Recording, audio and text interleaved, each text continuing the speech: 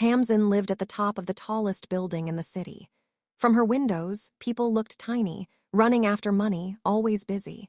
She had everything she wanted, yet she felt empty inside. Days were full of meetings, deadlines, and calculations. She believed success would make her happy, but every evening she returned to silence and loneliness.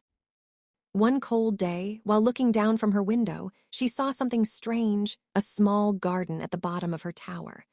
A man with dirt on his hands was tending it, slowly, carefully, like the world had all the time in it. That night, she couldn't sleep. The shiny awards around her felt heavy and meaningless. The memory of the man in the garden stayed in her mind. The next morning, she left her apartment and went down to the garden. The man smiled.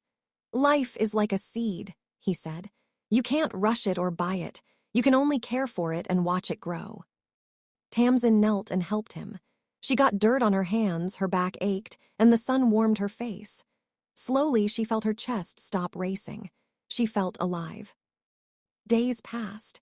She returned to the garden often, planting, watering, and learning to be patient. She realized happiness wasn't in the tower or in money.